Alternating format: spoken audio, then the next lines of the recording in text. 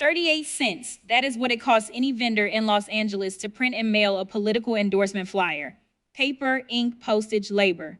38 cents, door to door, check to check. Maxine Waters' campaign pays her daughter's company $1.20 for the exact same flyer. Same paper, same ink, same mailbox, 3 times the price, because at the end of that invoice, the check doesn't go to a vendor. It goes home. Speaker Mike Johnson noticed that gap. And then he did something nobody in 35 years of Maxine Waters' congressional career had ever bothered to do. He multiplied it, 82 cents of overpayment, times 1 million mailers, over 20 years.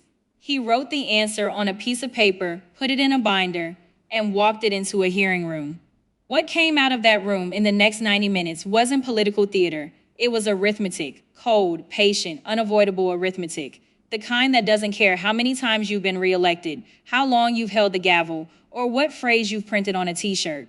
Hit that like button, because you're about to watch a former school teacher open a 5-tab binder and grade a family operation that has been running out of a congressional office for 3.5 decades. Every tab has a name on it, every name is family, and every grade is the same. Stay with me, because the math doesn't lie, even when the person it's about has been telling a different story for 35 years. She arrived the way she always arrived, without apology and without the posture of a person who expects to be questioned. Maxine Waters, 86 years old, 18 elections, 35 consecutive years representing California's 43rd Congressional District, sat down at the witness table the way a person sits in a chair that belongs to them. Not with defiance, exactly, with ownership. The particular ease of someone who has been in this building so long that the building has shaped itself around her, and she no longer notices. She had survived Reagan. She had survived Newt Gingrich's Republican Revolution. She had survived 2 Trump administrations and everything that happened in between. She had watched speakers come and go, watched careers detonate around her, watched colleagues resign and retire and get indicted, and she had come back every 2 years and won. Whatever was in that binder, she had seen worse. That was the message her posture sent before a single word was spoken. You can bring your tab, she told Johnson before the session formally opened. You can bring your little teacher performance. I have buried better binders than that one. I have been in this Congress since before you found both Jesus and politics, and I will be here after this hearing is over. She was right about her record. Everything else she said that morning would be worth examining more carefully. The hearing had been convened by the House Ethics Committee following a June 2025 Federal Election Commission fine. $68,000 for multiple campaign finance violations, inaccurate reporting of receipts, excessive contributions from 7 donors totaling $19,000, and prohibited cash disbursements above the legal $100 threshold. The fine had reopened questions that had been sitting in public filings for years, questions that were visible to anyone willing to do the arithmetic, questions that apparently nobody had been willing to do. Until now, Speaker Mike Johnson sat at the center of the dais, dark suit, red tie. The binder in front of him was thick, color-coded 5 tabs. Each tab had a label. Each label was a name. He opened it without drama, the way a teacher opens a grade book at the end of a semester, when the scores are already calculated and the only thing left is to read them aloud. Representative, he said. 18 elections is an achievement. 35 years is a career. Let me walk you through what that career paid for. The first tab was labeled Karen. Karen Waters runs a company called Progressive Connections. Since 2003, Maxine Waters' official campaign committee, Citizens for Waters, has directed more than $1.2 million to that company in fees classified on FEC filings as slate mailer management services, $1.2 million to her daughter. Over 20 years. Johnson took a moment to explain what a slate mailer is, because most Americans have never encountered the term. And the explanation is important. A slate mailer is an endorsement document sent to voters, in this case, approximately 200,000 voters in the 43rd District. The mailer lists candidates that Maxine Waters endorses, city council hopefuls, school board candidates, county supervisors, state legislators. Those candidates pay her campaign for the privilege of appearing on the document. The money flows in from the candidates. The mailer flows out to the voters. And a management fee flows directly to Karen Waters' company for overseeing the operation. Representative Waters Johnson said, is the only federal legislator in America running a slate mailer program at the congressional level. Not one other member of Congress does this, because no other member of Congress has found a mechanism to convert their personal endorsement, the weight of their name, into a recurring revenue stream that deposits into a family member's bank account. Then Johnson laid out the math that nobody had laid out before. The committee obtained quotes from 3 commercial printing and mailing vendors in the Los Angeles market. For a mailer of comparable size, quality, and volume, the market rate runs between 32 and 44 cents per piece. The average is 38 cents. Karen Waters' company charges the campaign $1.20 per mailer. 38 cents is what any vendor in Los Angeles would charge. $1.20 is what you pay when the invoice goes to your daughter. The difference is 82 cents per piece. Over 20 years, the campaign sent approximately 1 million mailers. 82 cents multiplied by 1 million equals $820,000 in above-market payments to a family member for a service that any commercial competitor would have performed at 1/3 the cost. Waters' hands, the hands that had driven home 1,000 arguments, that had punctuated 35 years of floor speeches and committee confrontations, rested on the table with an unfamiliar stillness. She had known the 1.2 million figure would come up. She had prepared for 1.2 million. What she had not prepared for was 82 cents. The per unit arithmetic, the granular dissection of exactly how much over market rate her daughter charged per piece of paper and what that overpayment accumulated to across 1 million transactions. Nobody had ever done that math out loud in a room with cameras before. But Johnson wasn't finished with the first tab. The committee had also examined the other side of the slate mailer ledger, not what the campaign paid out, but what it took in. Between 2004 and 2024, 247 candidates paid to appear on Waters' endorsement mailers. Total receipts, approximately $1.8 million. Of that $1.8 million, $1.2 million, 67%, was paid to Karen Waters' company. 67 cents of every dollar generated by Maxine Waters' personal endorsement went directly to her daughter. And then the detail that made the hearing change temperature in the room. 31 of those 247 candidates who paid to appear on the mailer subsequently received Waters' endorsement in competitive races.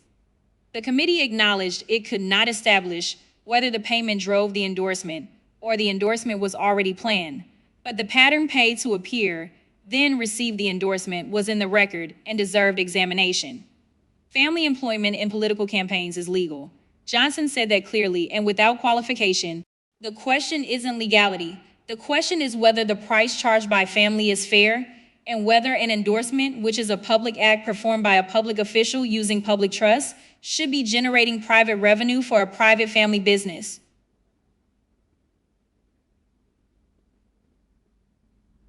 $0.38 is fair. $1.20 is family. And the 247 candidates who wrote those checks weren't paying for paper. They were paying for her name. And her name, in the context of this arrangement, was being wholesaled through her daughter's company at 82 cents per unit above what the market said it was worth. In a classroom, Johnson said, and here the teacher's voice came through cleanly, when a student submits work and pays a sibling to grade it, we call that a conflict of interest. I am not certain what the political science term is for what this arrangement represents, but the arithmetic is identical. The second tab was labeled Sidney. Sidney Williams, Maxine Waters' husband, served on the board of directors of One United Bank, a minority-owned institution headquartered in Boston. As of the summer of 2008, his personal investment in the bank was valued at approximately $350,000. September 2008, the financial system was collapsing. Banks across the country were failing. And One United, by every available measure, was among the weakest institutions in the country. Its Tier 1 capital ratio, the most fundamental measure of a bank's financial health, stood at 1.8%. The federal standard for a healthy bank is well above that. Waters arranged a meeting between One United executives and Treasury Department officials. 3 months later, One United received $12 million in TARP bailout funds. Johnson read the comparison that the committee had prepared of the 987 banks that received TARP money between October 2008 and December 2009. One United had the single lowest Tier 1 capital ratio of the entire group, the weakest institution in the entire program. 986 banks were in better financial condition. 986 banks were more deserving of assistance by Treasury's own stated criteria for healthy institutions. One United got the money anyway. And then the detail that made the Porsche famous. 2 months before the bailout, federal regulators had issued a cease and desist order against One United for unsafe banking practices and excessive executive compensation. The bank's leadership had used depositor funds to purchase a 2008 Porsche and to finance a beachfront housing allowance in Santa Monica, California, a Porsche and a beach house. Paid for by the people the bank was supposed to serve at an institution. Your husband sat on the board of that received $12 million in taxpayer money 3 months after you arranged the meeting, and that, as of the committee's most recent review, has not repaid a dollar of that $12 million.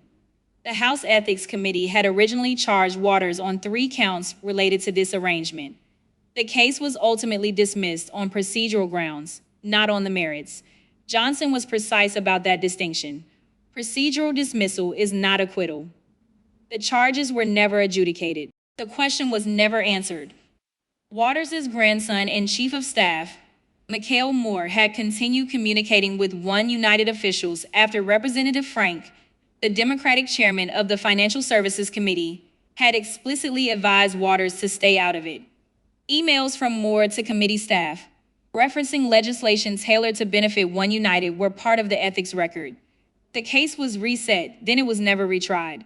The question remained open, and the $12 million remained unpaid. Waters' left hand migrated to her right forearm, not gripping, pressing. The body seeking contact with itself. When a room stops providing it. Representative, your daughter received $1.2 million. Your husband's bank received $12 million. I'm beginning to see a directional pattern. The money, whether it comes from campaign donors or American taxpayers, consistently moves in the same direction, inward, toward the family. The third tab was labeled Mikhail. Mikhail Moore, Maxine Waters' grandson, has served as her chief of staff for over a decade. He manages her congressional office, her staff, her schedule, and her legislative priorities. He is also the person whose emails, according to the ethics investigation, continue to advance One United's interests after his grandmother was explicitly told to stop. The emails are in the record. The connection is in the record, and the employment is ongoing. Johnson placed 3 documents on the desk, side by side. Karen's payment records, Sydney's bank bailout file, Mikhail's employment history. Representative, he said, your daughter manages your campaign revenue. Your husband's investment was protected by a meeting you arranged. Your grandson manages your congressional office and continued to advocate for your husband's bank after you were told not to. Looked at together. This is not a congressional office. This is a family enterprise. The daughter runs the revenue side. The husband benefits from the official actions. The grandson runs the operations. And the enterprise operates from an address that is not in your district. He pulled the property record. Maxine Waters lives in Hancock Park, one of the most exclusive residential neighborhoods in Los Angeles. The home's assessed value is approximately $4.5 million. Tree-lined streets, craftsman architecture, private security patrols, median household income in her neighborhood, $186,000 a year. Her congressional district, California's 43rd, covers Watts, Inglewood, and South Los Angeles. Median household income, $36,000, poverty rate, 22%, high school graduation rates among the lowest in California, violent crime rates among the highest in Los Angeles. The distance between her home address and the nearest boundary of the district she represents is approximately 3 miles.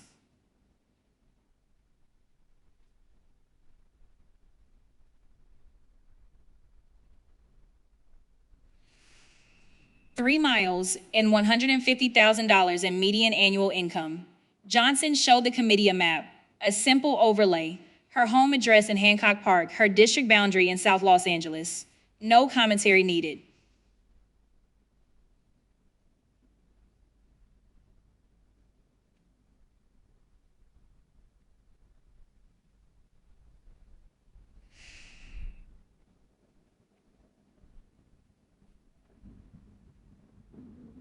The geography made its own argument. And then the ratio. Her home is valued at 11.8 times the median home value in her district. 11.8.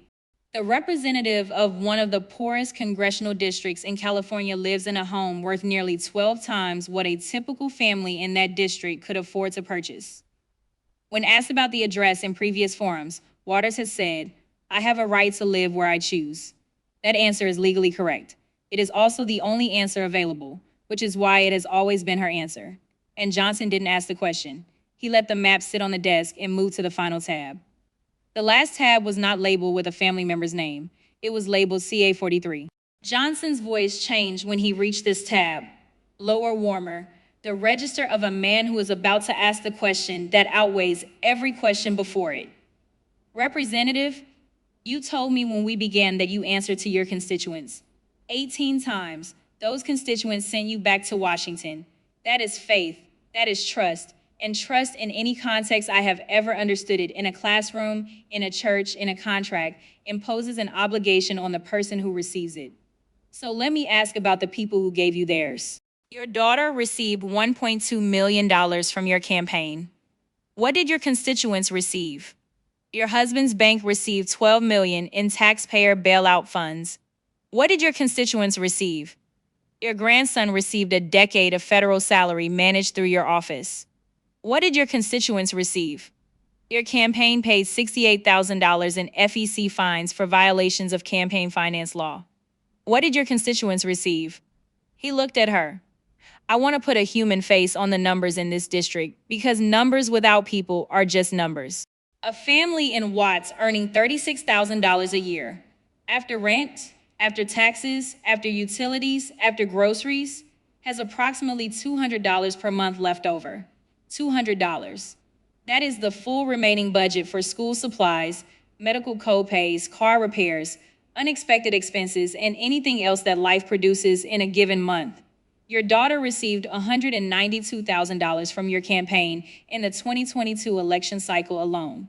In a single 2-year cycle, Karen Waters received from Citizens for Waters what a family in the 43rd District earns in 5.3 years. Let me give that a name. There is a woman, I'll call her Mrs. Caldwell, because I'm not using anyone's real name, who wakes up before 5 every morning in Watts. She works the cafeteria at an elementary school from 6 to noon. She cleans offices downtown from 2 to 7. Her husband drives a night route for the Transit Authority. Together, they bring home just over $40,000 a year. They have 3 kids. Their oldest daughter was accepted to a community college this past spring, and the application fee was $70. Mrs. Caldwell had to wait 11 days to submit the application because $70 represented more than a third of what her family had left over that month. $70. Your daughter received enough in one election cycle to pay for 25,000 application fees like that one.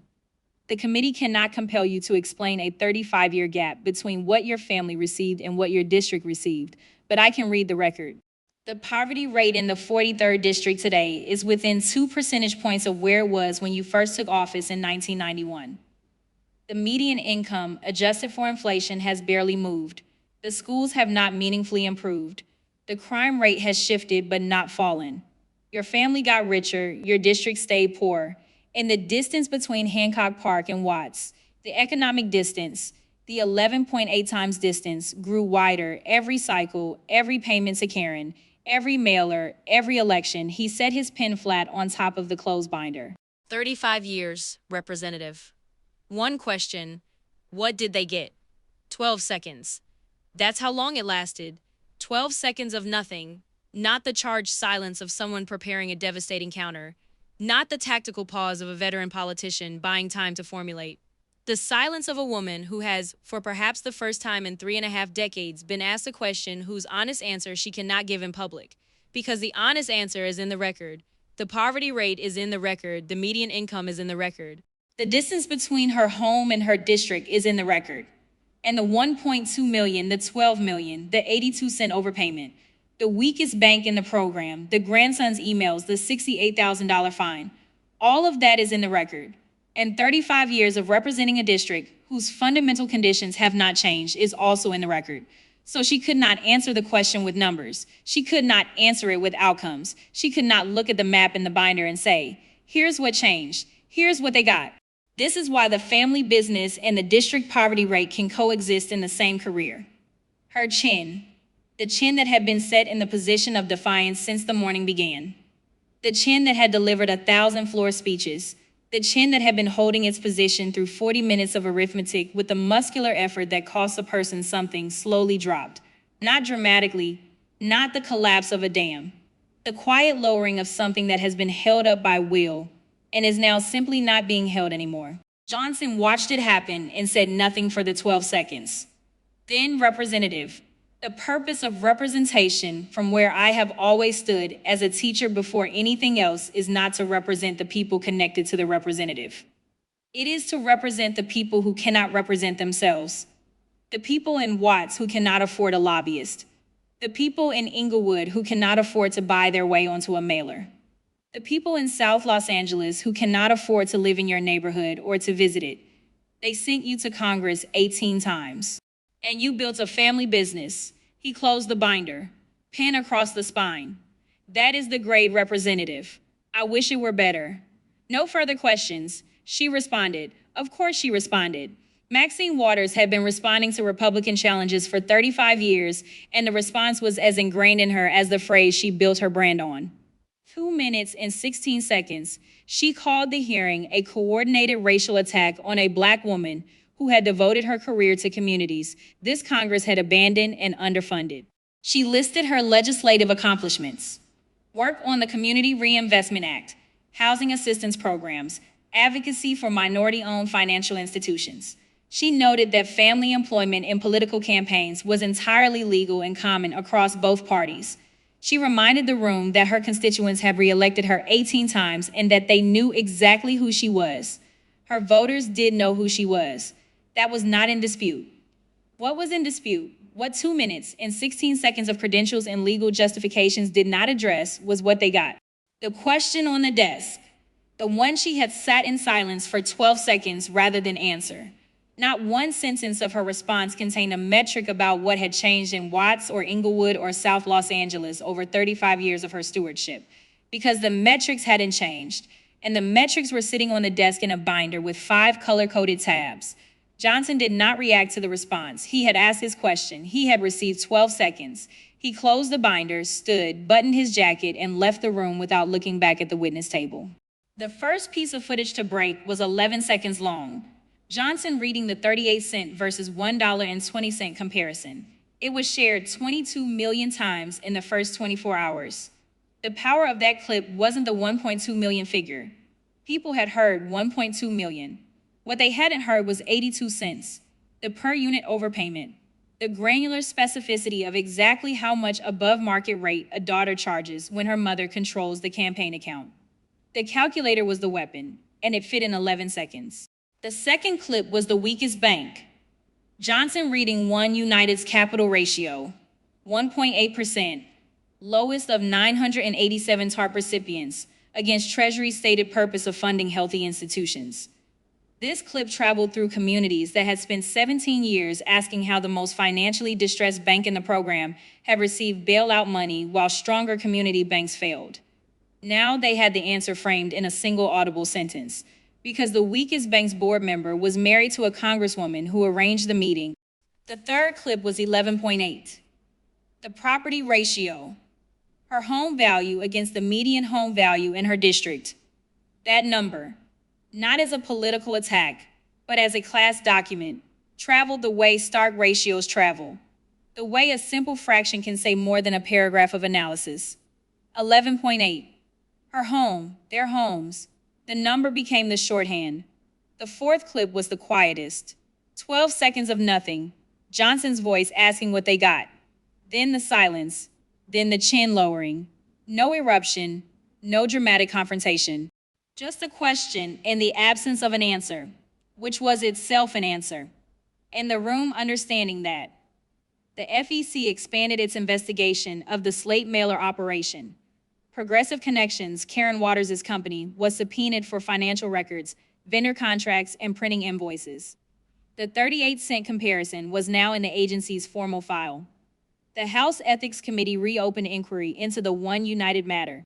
Not the original charges, which had been dismissed on procedural grounds, but a fresh examination incorporating the Tier 1 capital comparison and the timeline of communications between Waters' office and the bank, specifically Moore's emails, which had not been fully reviewed in the original proceeding. A primary challenger emerged in the 43rd District, the first serious one in 2 decades. 3 weeks after the hearing, the challenger reported $2.1 million raised. 4 community organizations in Watson-Englewood, organizations aligned with Waters for years, announced endorsements for the challenger. Their joint statement was 8 words: "We need a representative who represents us." And the phrase that had been a progressive rallying cry, "Reclaim my time," the t-shirts, the memes, the cultural shorthand for a Black woman refusing to be silenced, underwent a transformation that no communications team could reverse. Every social media mention of "Reclaim my time" now arrived with a response in the replies. She reclaimed it for her family. The inversion was permanent. The brand had been redefined by the binder, and there was no rebranding available. In Baton Rouge, a retired postal worker named Earl watched a clip of the 12 seconds of silence on his phone and told his wife, "That right there is what happens when somebody runs out of other people's answers." He meant it without cruelty. In Columbus, Ohio, a woman who runs a recovery support group for working-class families said something that cut closer to the center of the story than most of the political commentary managed to reach. She said, "This didn't happen overnight." Addiction doesn't happen overnight either. It happens one decision at a time. One payment here, one meeting there, one hire, one house. Each one small enough to explain, each one followed by a reason. And the total across 35 years is something that doesn't look like what the person planned to build. I don't believe Maxine Waters sat down in 1991 and wrote a plan to build a family business inside a congressional seat. I think she planned to represent Watts. But somewhere along the way, one payment to Karen, one Treasury meeting for Sydney, one hire of McHale, one house in Hancock Park. The plan changed, and the district didn't change with it. The district stayed at $36,000 while the family moved to $4.5 million. And the distance between those two numbers is the story. Same distance as every other story about power and accountability, and the gap between what people say they're doing and what the record shows they built. Except this one took 35 years to measure. And a teacher with a binder and a calculator and the willingness to do math that nobody had bothered to do before. Johnson gave one comment to one reporter in a Capitol hallway on his way to the elevator. He said, "I was a teacher for a long time. The hardest grade I ever had to give wasn't to a student who tried and failed. It was to a student who sat in the classroom for decades, collected the resources, and left without the district improving at all." He paused. 35 years, $36,000. That's not a grade. That's a permanent record. Then he walked away. Back in the hearing room, the binder sat on the desk where he left it. 5 tabs, 5 names, 5 entries in a ledger that had been building quietly, legally, invisibly for 35 years, and that a former school teacher from Louisiana had turned into the clearest civics lesson of the session. The daughter got $1.2 million, the husband's bank got $12 million. The grandson got a decade of salary. The mansion sits 3 miles and $150,000 in median income away from the people who sent her to Washington 18 times. And the district, Watts, Englewood, South Los Angeles. The family's making $36,000 and waiting 11 days to pay a $70 application fee. Got 35 more years of the same conditions they had in 1991. That's not a campaign. That's not a career in public service. That's a permanent record. If this video gave you one moment of clarity, hit that like button right now and share it with someone who has been asking where the money went. Subscribe to this channel because we follow the arithmetic, not the applause, and drop one word in the comments: mailer. If you know why that word matters after watching this, you were paying attention to the part that matters most. 35 years, 18 elections, 5 family members, 1 question. What did they get? 12 seconds. That's the answer.